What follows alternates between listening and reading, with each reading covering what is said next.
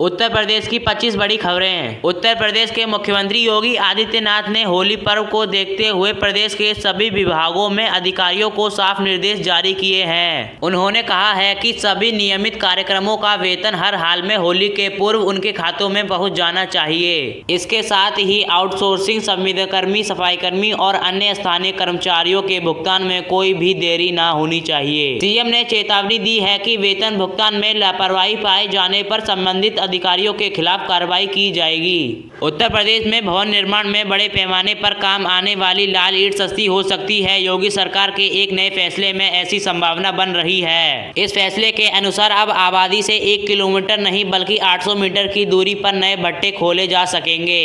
योगी सरकार के इस फैसले से जहां भवन निर्माण के लिए लाल ईंट की उपलब्धता बढ़ेगी, वहीं कीमतों में कमी आएगी। करीब 30 से 40 हजार लोगों को रोजगार मिलने की उम्मीद है। पर्यावरण, वन एवं जलवायु परिवर्तन विभाग के स्वतंत्र प्रभार राजमंत्री डॉक्टर अरुण कुमार सक्सेना ने शुक्रवार को बातचीत में यह जानकारी दी। यूपी में आज होली से पहले ही माहौल गर्म है, जहां सीएम योगी ने कर्मचारियों के खाते में समय से पहले ही वेतन भेजने का हैप्पी ऑर्डर दे दिया है। जौनपुर में नकल माफिया इतने साथे निकले कि बोर्ड परीक्षा केंद्र में सीसीटीवी कैमरा उखाड़ ले गए ताकि चोरी पकड़ी ना जा सके। जबकि मुरादाबाद में एक हत्यारे ने वारदात के बाद रील बनाकर अपना जुर्म कबूल किया, जिसे देखकर पुलिस भी चकरा गई। गोरखपुर में योगी आदित्यनाथ 2 दिन तक रंगों से खेलेंगे होली और भव्य शोभा यात्रा का नेतृत्व करेंगे। तो दूसरी तरफ मेरठ में एक खतरनाक पत्नी ने अपने प्रेमी के संग मिलकर अपने पति की ही कहानी खत्म कर दी। गाजियाबाद में अवैध खनन करने वाले माफिया पुलिस को देखकर ट्रैक्टर छोड़कर नदी में तैरकर भागे। और आगरा में 50 हजारिया गैंगस्टर पवन का एनकाउंटर देख अपराधियों के पसीने छूट रहे हैं। बिजनौर कोर्ट में सजा मिलते ही मुजरिम ने जज साहब को ही धमकी दे डाली। वहीं कानपुर पुलिस ने 1000 किलो सड़े हुए खजूर पकड़कर जनता को बीमार होने से बचा लिया।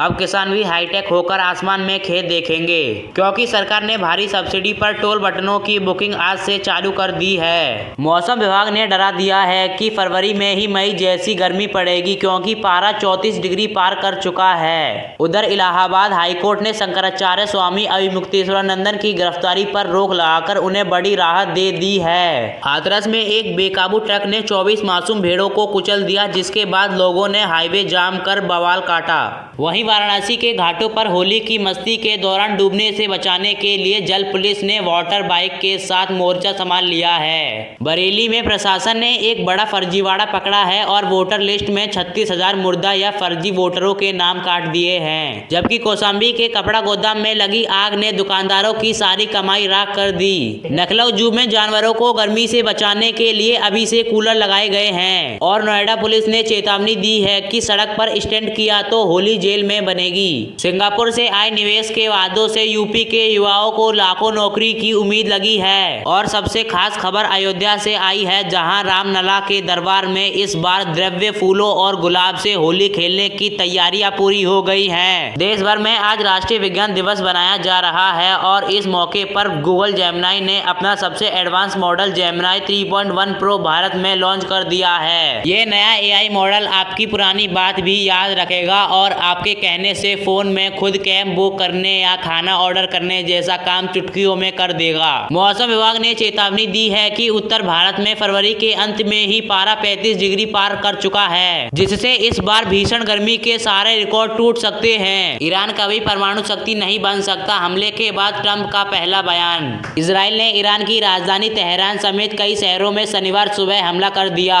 शहर पर हुए इन हमलों के बाद हर जगह धुआं का गुब्बारा नजर आ रहा है। ये हमले खास तौर पर राष्ट्रपति को निशाना बनाने के लिए किए गए थे। ईरान पर हुए हमले की अमेरिका राष्ट्रपति डोनाल्ड ट्रंप ने पुष्टि कर दी है। ट्रंप ने कहा कि जो वादा अमेरिका ने किया था वो पूरा हुआ है। ट्रंप ने एक बार फिर साफ किया है कि ईरान कभी भी परमाणु शक्ति नहीं बन सकता। ट्रंप ने पिछले दिनों ही ईरान को हमले की धमकी दी थी। उत्तर प्रदेश ने गांवों को अब शहर जैसी सुविधा देने के लिए सचिवालय की अवधारणा लागू की गई है। हर ग्राम पंचायत में अब एक कंप्यूटर और इंटरनेट की सुविधा वाला दफ्तर है, जहां बैंकिंग और सरकारी दस्तावेज बनने की सुविधा मिलती है। मनरेगा के तहत गांवों के तालाबों की खुदाई, सड़क निर्माण और वृक्षारोपण के काम बड़े पैमाने पर हो रहे हैं। गांवों को खुली शौच से मुक्त करने के बाद अब ठोस कचरा प्रबंधन पर काम तेज हो रहा है। गांवों की की सड़कों को मुख्य मार्गों से जोड़ने के लिए प्रधानमंत्री ग्राम सड़क योजना का विस्तार किया गया है। पशुपालन को बढ़ावा देने के लिए हर ब्लॉक में आधुनिक अस्पताल और टीकाकरण केंद्र बनाए गए हैं। अब गांवों में भी बिजली खंभों पर LED स्ट्रीट लाइट नजर आती हैं।